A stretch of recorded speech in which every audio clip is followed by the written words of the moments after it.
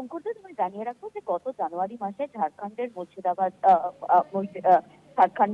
মুর্শিদাবাদের এক পরিযায়ী শ্রমিক তার যে অস্বাভাবিক মৃত্যু এবং সেটা ঘিরেই যে চাঞ্চল্য ছড়িয়েছিল এবং যে হিংসার ঘটনা ঘটেছিল বেলডাঙ্গা এলাকায়, সেই ঘটনার তদন্তভার নিয়েছিল এনআইএ এবং সেই এনআইএ তদন্তভার নেওয়ার পরে 90 দিন কেটে গেছে, কিন্তু এখনো যেটা রুলস থাকে যে 90 দিনের মধ্যে চার্জশিট জমা করতে হয়, সেই চার্জশিট জমা করতে পারেনি এনআইএ। 90 দিন অতিক্রান্ত হয়ে গেলেও কোন রকম চার্জশিট জমা পড়েনি এবং সেই কারণের জন্য কিন্তু 15 জনের জামিন মঞ্জুর হয়ে গিয়েছে ইতিমধ্যেই বলে এমনটাই জানা যাচ্ছে। এবং তোমায় একই সঙ্গে জানিয়ে রাখবো যে 35 জনকে গ্রেপ্তার করেছিল এনআইএ, নিজেদের হেফাজতে রেখেছিল এবং সেই 35 জনের মধ্যে 15 জন কিন্তু আজকে জামিন পেয়ে গেছে এনআইএ স্পেশাল আদালত থেকে। ইতিমধ্যেই তারা জামিন পেয়েছে, তবে শর্ত সাপেক্ষ জামিন। যে জামিন যারা পেয়েছে, যে 15 জন, তারা আপাতত কলকাতার পুরসভা এলাকা ছাড়তে পারবে না, তাদেরকে সেখানেই থাকতে হবে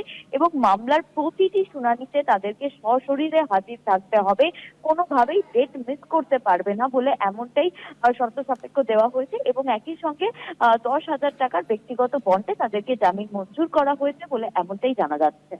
রিয়া, এই বিষয়ে এনআইএর পক্ষ থেকে কি বলা হচ্ছে? যখন এই ঘটনাটা ঘটেছিল সেই সময় কেস ডায়েরি পাচ্ছে না রাজ্য পুলিশের কাছ থেকে, এমন অভিযোগ তারা জানিয়েছিল আদালতের কাছে। পরবর্তীকালে কেস ডায়েরি পায়, কিন্তু সেক্ষেত্রে তারপরেও এই 90 দিনের মধ্যে কেন তারা চার্জশিট ফাইল করতে পারলো না, এই বিষয়ে এনআইএর পক্ষ থেকে আদালতে কিছু জানানো হয়েছে কি? দেখো, একদমই যে একাধিক জটিলতার সৃষ্টি হয়েছিল, কারণ রাজ্য পুলিশের সঙ্গে এনআইএ প্রথমে এই তদন্তভার নিয়েছিল রাজ্য পুলিশ, তারপরে সেটা চলে যায় এনআইএ এর কাছে।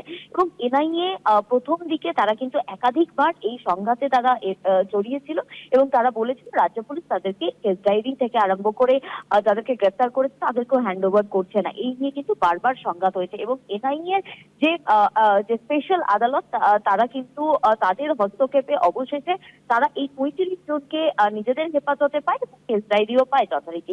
কিন্তু 90 দিন অতিক্রান্ত হয়ে যাচ্ছে, ডেট চলে যাচ্ছে, কেন তারা চার্জশিট দিচ্ছে না সেই নিয়ে আদালতে কিন্তু বারবার প্রশ্নের মুখে পড়তে হয়েছে এনআইএ কে। কিন্তু যেটা দেখা গেল, এনআইএ কোনো রকম সদুত্তর তারা দিতে পারলো না। কেন তারা চার্জশিট দিল না, কেন তারা কোনো রকম কোনো মন্তব্য করতে পারলো না এই 35 জন অভিযুক্তর বিরুদ্ধে কি কি কেস রয়েছে, কোন কারণে তাদেরকে গ্রেফতার করা হয়েছে, কোন রকম সদুত্তরই কিন্তু এনআইএ দিতে পারেনি এবং সেই কারণের জন্যই কিন্তু এই 15 জনের জামিন মঞ্জুর করেছে আদালত।